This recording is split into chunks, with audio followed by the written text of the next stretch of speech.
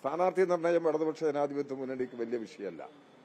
സ്ഥാനാർത്ഥികളെ സംബന്ധിച്ച് മുന്നണി ധാരണ ഉണ്ടാക്കി കഴിഞ്ഞാൽ ഓരോ പാർട്ടിയുമാണ് ഓരോ പാർട്ടിയുടെ സ്ഥാനാർത്ഥികളെ പ്രഖ്യാപിക്കുക.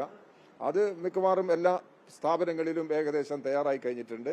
തെരഞ്ഞെടുപ്പിന്റെ വിജ്ഞാപനം വന്നു കഴിഞ്ഞാൽ, അതിന്റെ ടൈം ഷെഡ്യൂൾ വന്നു കഴിഞ്ഞാൽ അതിനനുസരിച്ച് മുന്നണി ധാരണയും സ്ഥാനാർത്ഥികളെയും ഓരോ പ്രദേശത്തും ഇടതുപക്ഷ ജനാധിപത്യ മുന്നണിക്ക് പ്രഖ്യാപിക്കാൻ കഴിയും.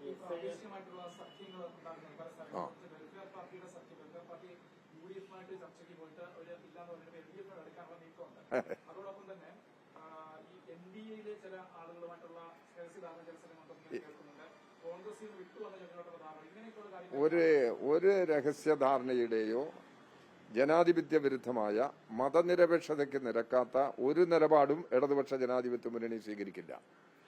വെൽഫെയർ പാർട്ടി വിട്ടു എന്നൊന്നും ഇപ്പൊ കേരളത്തിൽ പറയാൻ കഴിയില്ല. കാരണം വെൽഫെയർ പാർട്ടിയെ ലീഗ് സ്വാഗതം ചെയ്യാണ്, കോൺഗ്രസ് അവരെ സ്വാഗതം ചെയ്തിട്ടുണ്ട്. അവരെല്ലാം പറഞ്ഞത് 2019 മുതൽ അവരുമായിട്ടുള്ള ധാരണ തുടരുകയില്ല. അതിനെന്താ ഒരു പ്രശ്നം നോക്കിയാണ് കോൺഗ്രസിന്റെ പ്രധാനപ്പെട്ട നേതാക്കൾ ചോദിക്കുന്നത്. അപ്പൊ അങ്ങനെ ഒരു രാഷ്ട്രീയ സാഹചര്യം കേരളത്തിൽ നിൽക്കുന്നുണ്ട്.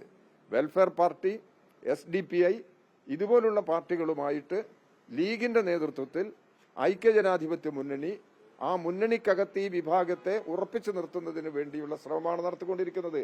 ആ ശ്രമത്തിൽ നിന്ന് കേരളത്തിൽ ബന്ധപ്പെട്ട പാർട്ടികൾ പുറകോട്ട് പോയിട്ടില്ല. അപ്പോൾ അത്തരമൊരു സാഹചര്യത്തിൽ വെൽഫെയർ പാർട്ടിയോ SDPIയോ ഇവിടെ UDFുമായി തീരെ ബന്ധമില്ല എന്ന് പറയാൻ ഇന്നത്തെ സാഹചര്യത്തിൽ കഴിയുന്നതല്ല.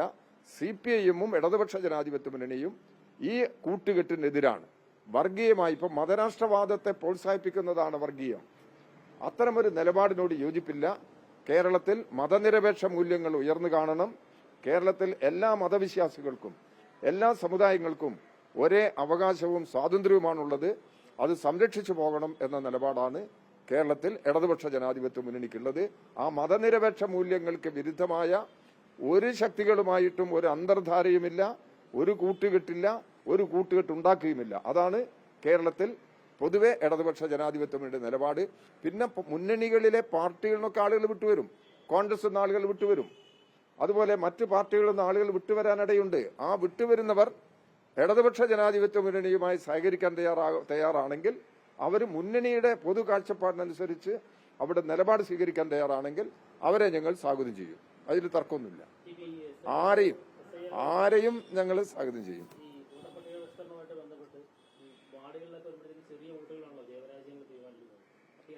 അല്ല, SIRന്റെ പരിഷ്കരണം ഈ തെരഞ്ഞെടുപ്പിൽ ഇവിടെ ബാധിക്കുമല്ലോ എന്നിപ്പോ പറയാൻ പറ്റില്ല. ഇതുവരെ വന്ന വിവരം വെച്ച് നോക്കുമ്പോൾ ഇവിടെ ഒരു പട്ടിക പ്രസിദ്ധീകരിച്ചു കഴിഞ്ഞിട്ടുണ്ട്.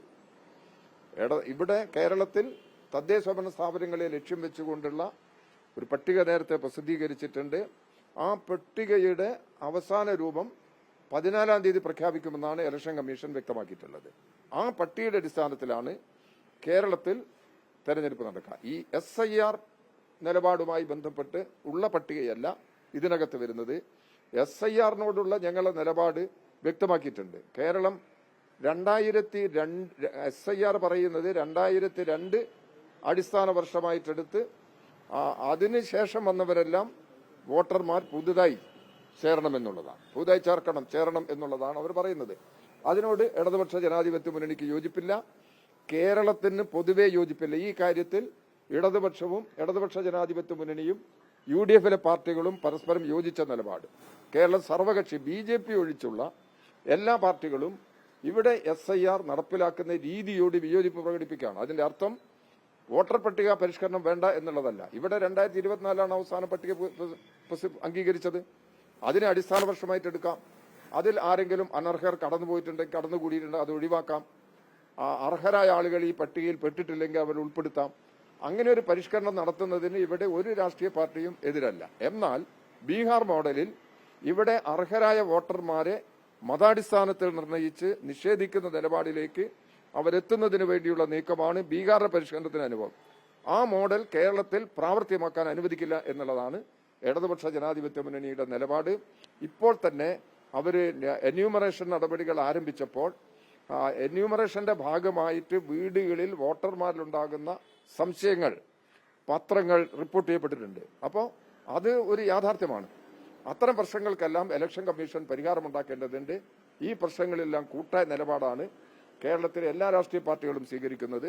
എല്ലാ രാഷ്ട്രീയ പാർട്ടികളുടെയും തീരുമാനമനുസരിച്ച് ഈ പ്രശ്നത്തിൽ കോടതിയെ സമീപിക്കാനും കേരളത്തിൽ ഗവൺമെന്റ് നടപടികൾ സ്വീകരിച്ചു വരികയാണ്.